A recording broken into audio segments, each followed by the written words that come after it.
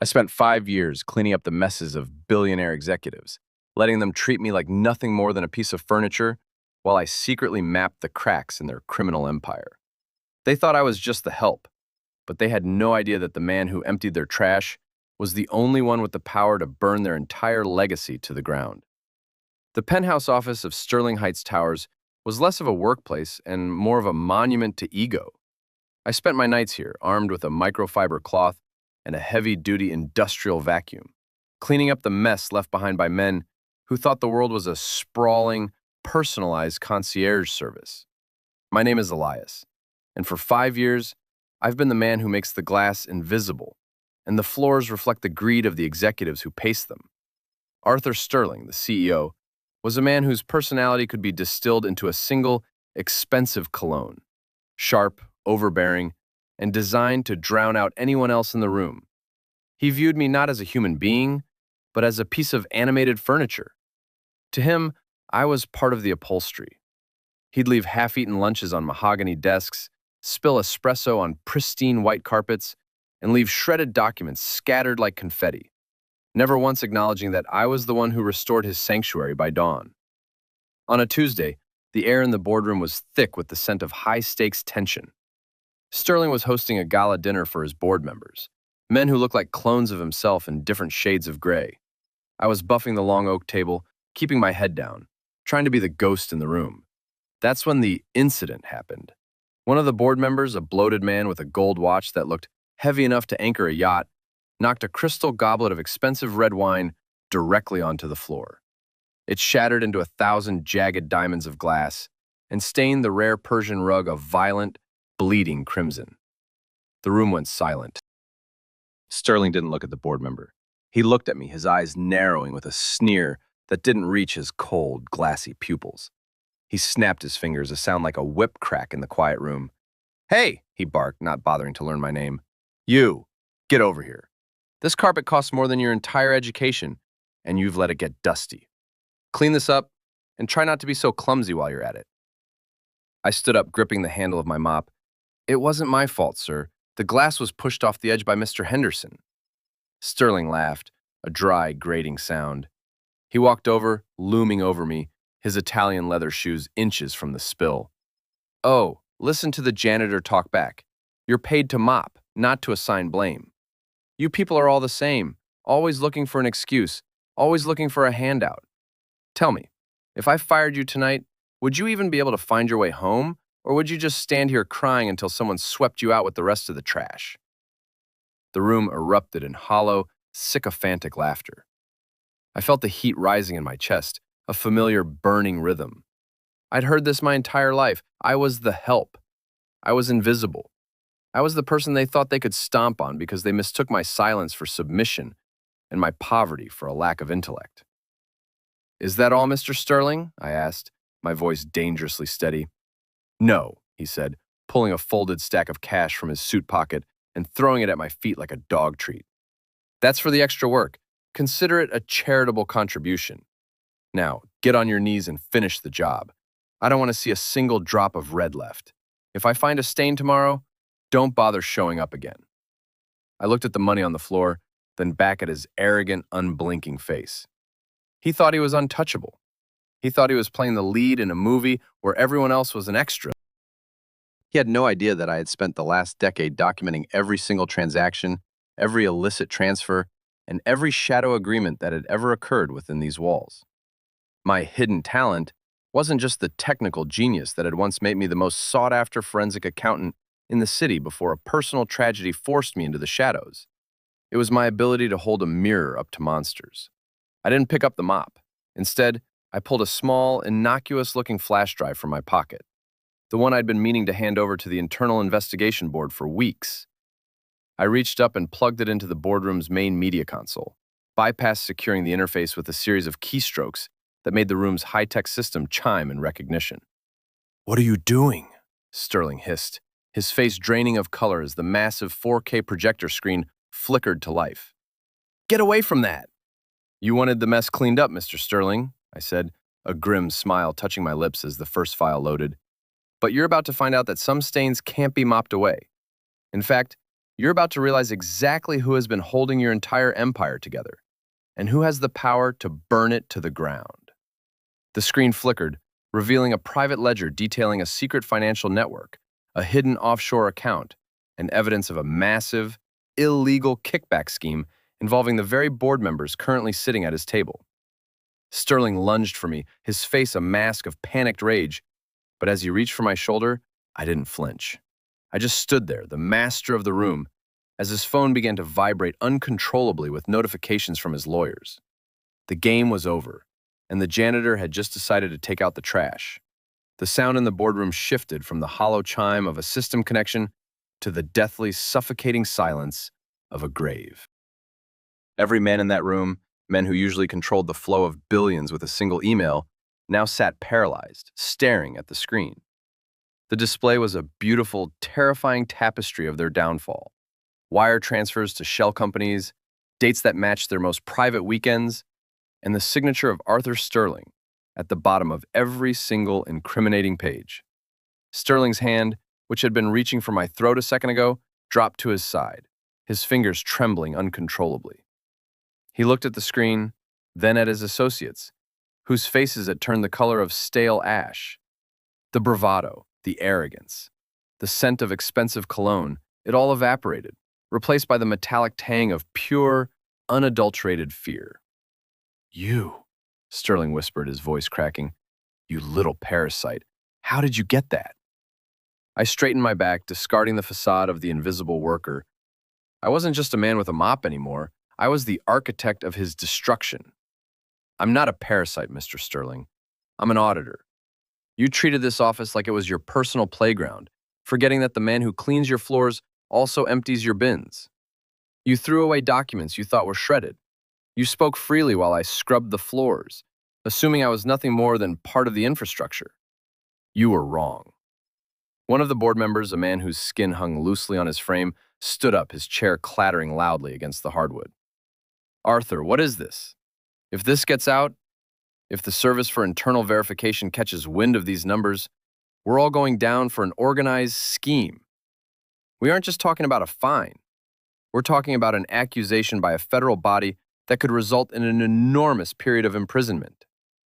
"Shut up!" Sterling roared, turning his rage on his own ally. "It's a bluff. He's a nobody. He's just a janitor trying to extort us."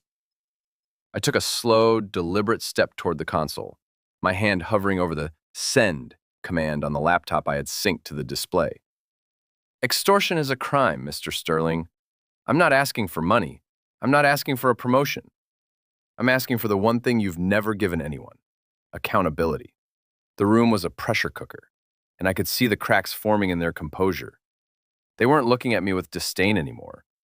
They were looking at me as if I were a bomb, and they were trying to figure out if they could defuse me before the blast radius consumed their entire lives.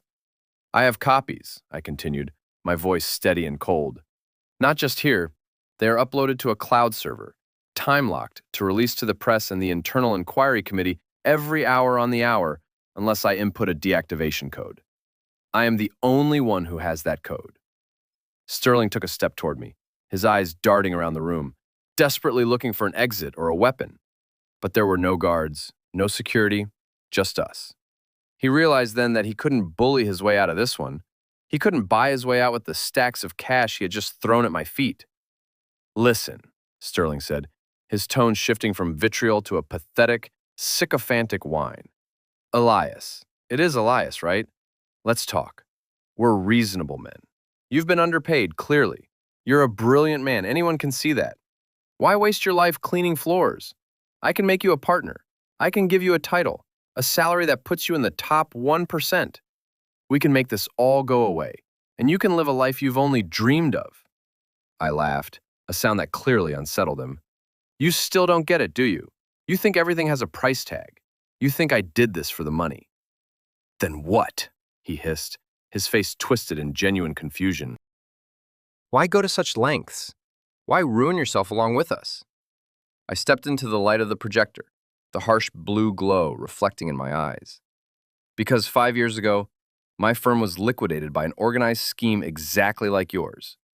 A company I spent my life building was torn apart by people who thought exactly like you. You didn't just ruin a business, Arthur. You ruined a life. Today isn't about me, it's about balance. Suddenly, the heavy double doors of the boardroom swung open. It wasn't the police, it was someone far more dangerous. Sterling's personal assistant, a man known for his discretion and his history of handling problems that couldn't be solved through the courts. He walked in, his expression unreadable, and behind him, two men in dark suits stepped inside. Their hands held close to their jackets, as if concealing heavy, illegal weaponry. Sterling's face lit up with a cruel, desperate hope. He straightened his tie, his confidence surging back as he looked at the intruders. "Actually," Sterling whispered, his voice dripping with malice, "I think we're done talking, Elias. It turns out I have my own way of dealing with stains in my office, and you're about to be erased." One of the men in the back stepped forward, his eyes locked on mine with a cold, hollow intensity. He reached into his jacket, and the air in the room grew ice cold. I realized then that I had miscalculated. I hadn't just angered a CEO, I had threatened a group that was willing to commit a grave crime to keep their secrets buried forever. I stared at the man's hand, frozen in place, as he drew something from his coat, the metallic glimmer catching the light. And the room plunged into total darkness as the power was cut, leaving me alone with three men who wanted me dead. The total darkness was absolute, heavy enough to feel against my skin.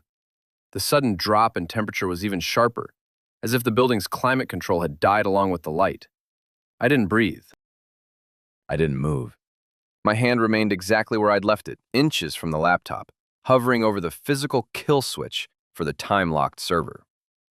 I heard the scraping of leather soles against the floorboards. Sterling's voice, now high-pitched and jagged with panic, cut through the silence. "Get him. I don't care how, just find him. If that data goes live, we are all dead men walking. Find that laptop." "Don't move, Arthur," I whispered. My voice didn't come from where I was standing. I had dropped into a crouch the second the lights cut, shifting 3 feet to the left. The men in the room weren't just executives, they were predators, and they were used to having the upper hand. I heard the distinct click-clack of a slide being pulled back, the sound of illegal weaponry being readied for use. My heart hammered against my ribs, a rhythmic warning. I knew the layout of this room by touch alone. I had spent years memorizing every inch of this floor, every desk, every blind spot. I rolled to the side, my hand brushing against the cold glass of a trophy case. A heavy, decorative crystal award sat on the shelf, a gift from some industry gala. I grabbed it, my knuckles turning white. I didn't need to be stronger than them. I just needed to be smarter. "You think you're in control," I whispered, my voice echoing off the walls, making it impossible to pin down my location. "But you've never actually looked at who is in the room with you, have you? You've spent your lives building a pyramid, but you forgot that pyramids are built on the backs of the people you consider nothing." A muffled grunt came from the far corner of the room, followed by the sound of someone colliding with the heavy oak table. One of the hired men was sweeping his arms across the space, trying to find me. "He's over here," a voice barked. I didn't wait. I swung the crystal award toward the center of the room, not at the men, but at the massive, suspended light fixture above the table. It shattered with the sound of a gunshot. The sparks showered down, momentarily illuminating the room in a strobe light flicker. For a split second, I saw them. The two men weren't just security, they were seasoned professionals, their eyes scanning the darkness with lethal precision. And Sterling, he was huddled behind a leather armchair, clutching his phone, his face bathed in the pale, sickly light of his own screen. He was sending a message, a kill order. The lights flickered out again, but I had seen enough. I dove beneath the boardroom table, sliding along the carpet like a shadow. I reached the service panel under the console and tore it open, exposing the wiring. I wasn't going to let them disconnect the server. I took the cable I'd prepared, a bypass loop, and wired the data transmission directly into the building's emergency alarm system. If they touched me, the alarm would trigger. If they tried to jam the signal, the alarm would trigger. And the alarm was connected to every major news outlet's automated incoming tip line. "I have the kill switch," I announced, my voice booming through the internal speakers I had patched into the system during my janitorial duties. "You're finished!" Sterling screamed, his voice breaking. "You think the police will care about a janitor's word? My lawyers will have you buried under an accusation of a major criminal act before the sun rises. They'll paint you as a thief, a radical, someone trying to stage a dangerous hit. You're going away for a massive, life-ruining sentence." "Let them try," I countered. "But look at your screen, Arthur. Look at what happens when you try to send that cleaner signal." I tapped the key. Sterling's phone erupted in a series of frantic pings. He let out a strangled cry as his screen displayed a red error message. "Access denied. System locked by external auditor." I stood up, stepping out from beneath the table. The emergency power kicked in, a dim, red strobe that cast long, monstrous shadows across the walls. I stood in the doorway, my hand on the handle. "The board members are already receiving the notification," I said, my voice cold. "The internal security check is already in the building. Not for me, Arthur. For you." One of the men raised his weapon, his finger tightening on the trigger, but he hesitated. He heard it then, too. The unmistakable sound of heavy sirens wailing in the distance, growing louder with every passing second. Not just one or two, but a whole fleet. Sterling looked at me, his eyes wide, his entire world collapsing in real time. You didn't just come here to leak the files. You brought them here to watch it burn." "I brought them here," I corrected him, "to make sure you're the first to see the handcuffs." The boardroom doors were kicked inward, splintering wood flying across the room. But it wasn't the police who entered. It was a group of men in tactical gear, their faces hidden behind dark visors. They weren't police. They were the elite internal audit division, the ones who didn't deal with petty crimes, but with those who threatened the systemic order. As they stormed the room, one of them grabbed Sterling by the collar, slamming him against the wall.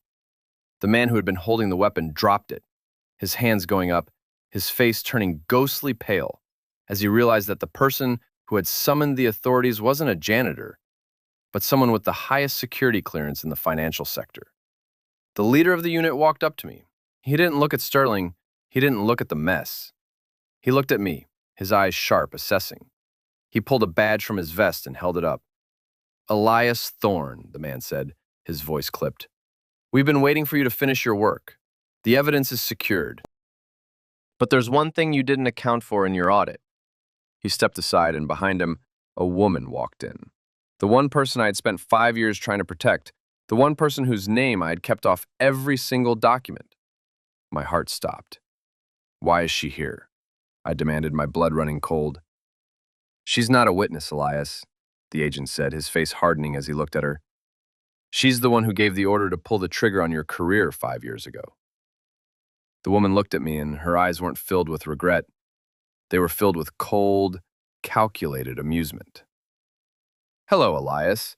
Did you really think you were the only one playing the game?" The air in the room felt as though it had been vacuumed out, leaving only the sharp electric scent of ozone and impending catastrophe.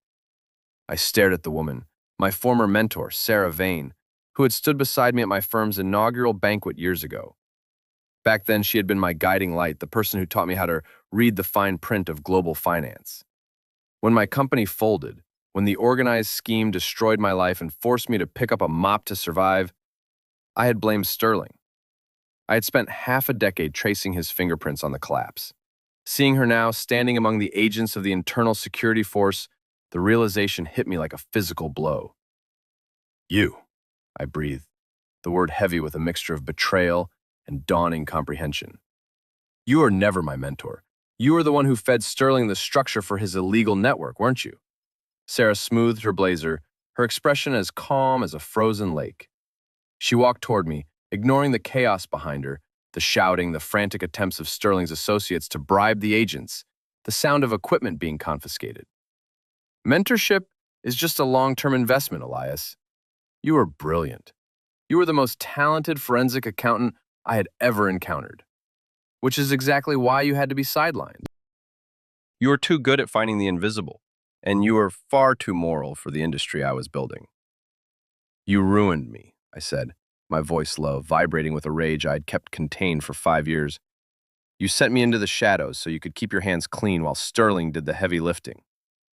"Ruined?" she laughed, a soft, musical sound that felt entirely out of place. I hardened you. I forged you. You think you're here as a whistleblower? You're here because we needed a scapegoat, a disgruntled, disgraced employee who could find the evidence that conveniently clears everyone else of the most severe charges while pinning the entire organized scheme on a man who has outlived his usefulness. She gestured toward Sterling, who was now weeping, his head pressed against the cold glass of the boardroom window. He's a liability, Elias. His greed became loud, messy, and public. You, on the other hand, are the perfect narrative. A janitor who went rogue, obsessed with a vendetta, fabricated the digital files, and staged a desperate act of defiance. We have the data. The agents are here to secure the perimeter. And in about 10 minutes, the official report will conclude that you, Elias Thorne, are the primary architect of a massive attempt to defraud these men. My stomach turned. I had been so focused on trapping the wolf that I hadn't realized I was being led into a cage. They won't buy it. The data is genuine. Every wire transfer, every name, it's all there. Data is only as valuable as the narrative that frames it, Sarah replied, stepping closer, her voice dropping to a whisper. Who are they going to believe? A billionaire executive and a woman of my standing? Or the janitor with a history of bitterness and a hidden talent for digital manipulation? She reached into her bag and pulled out a small, metallic device. It was an EMP emitter, small but lethal to any electronics in the immediate vicinity. She glanced at the laptop, then at the agents who were watching us with blank, unreadable faces. You see, Elias, I actually wanted you to succeed in your little cleanup project. I needed the data consolidated. I needed it all in one place, easy to extract and easy to erase. You did the heavy lifting for me. You're going to frame me for the very thing I tried to stop, I said, my pulse drumming in my ears.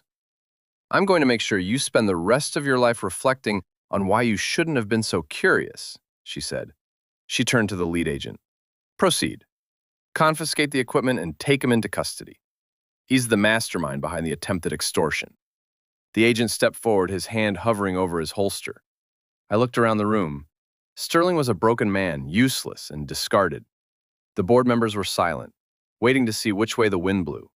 I had one card left, a card I had kept hidden even from myself, because I knew that using it would destroy everything I had built for my own redemption.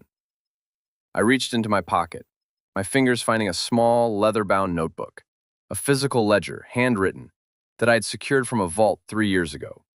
It contained Sarah's personal offshore accounts, the ones not even her own security knew existed. You think you've won, Sarah? I asked, pulling the notebook out. The room went silent again. You forgot that I learned everything I know from you. And the most important lesson was, never keep all your secrets in one basket, or on one server. She froze, her eyes widening as she caught sight of the small black book. Give that to me, she commanded, her composure fracturing for the first time. I took a step toward the boardroom balcony, the city lights shimmering below. This isn't just evidence of a crime, Sarah. It's the key to the entire offshore grid. If I go down, this goes to the press. And I think you know exactly what happens if the Internal Verification Board finds out where your real funding comes from. She lunged for me, but the movement was frantic, desperate. I retreated to the edge of the balcony, the wind whipping at my shirt. Behind me, the city was a sprawling labyrinth of secrets, and before me, the woman who had orchestrated my downfall stood shaking with rage.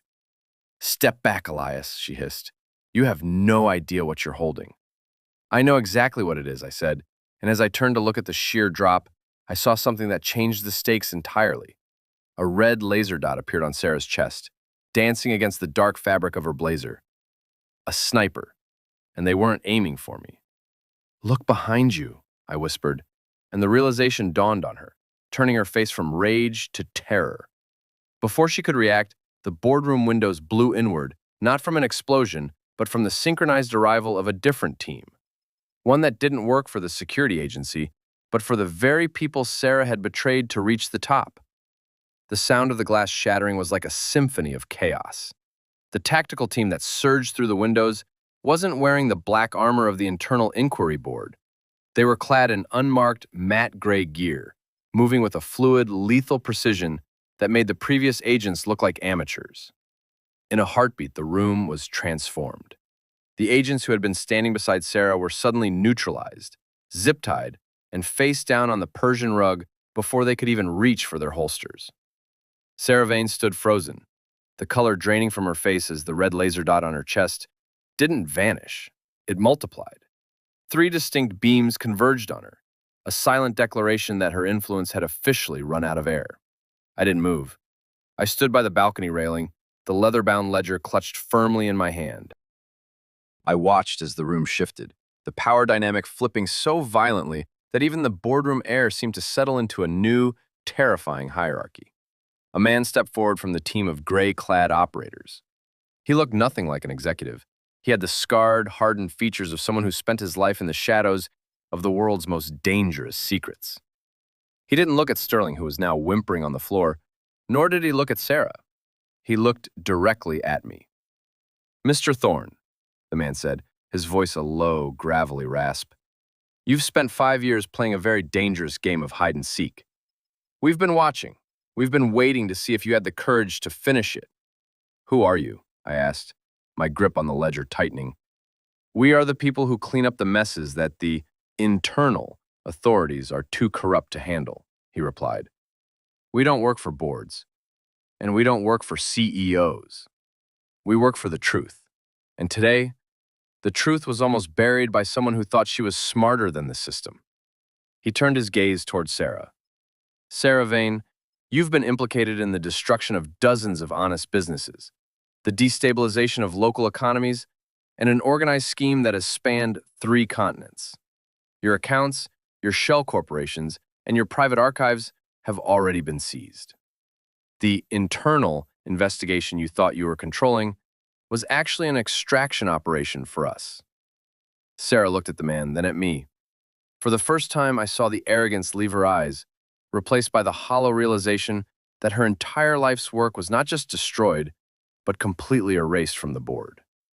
She didn't say a word as the operators pulled her away, her status, her power, and her legacy stripped from her in a matter of seconds. As she was dragged out, she didn't look at the agents or the boardroom. She locked eyes with me. It wasn't hatred I saw anymore, but a profound, chilling recognition. She knew, just as I did, that I was the only one who had ever truly seen her for what she was. Once the room was cleared, silence returned, but it was a different kind of silence, clean, final, and heavy. The man in the gray gear walked over and held out his hand. "The ledger, Elias. It's time for it to be processed." I looked at the book. It was the key to everything, the evidence that could bring down the entire hierarchy or the burden that would keep me in the shadows forever. I placed it in his hand. "Is it over?" "The cleanup is over," he said. "The rest is up to you. You can walk out of here tonight, or you can disappear. We've wiped your debt, your janitorial record, and your past. You are a ghost, Elias.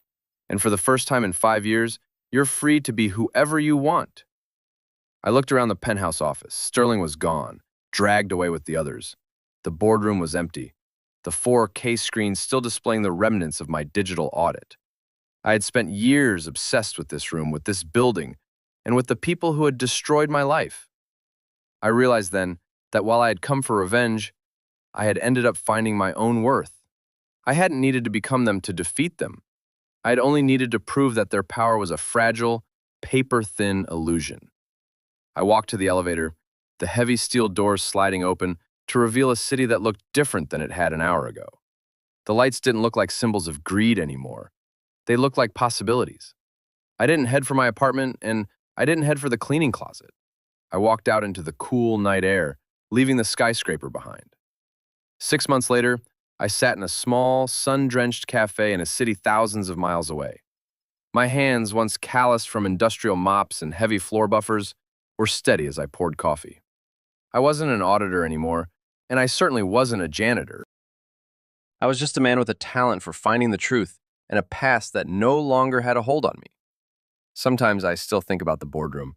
I think about the look on Sterling's face when he realized his empire was nothing, and the way Sarah looked when her own game turned against her. But the anger is gone, replaced by a quiet peace. The hidden talent that had once been a curse, the ability to see the cracks in the foundation of the world, is now the foundation of my own. I finally learned the lesson that mattered most. You don't break the cycle by fighting monsters. You break it by simply refusing to be part of their world.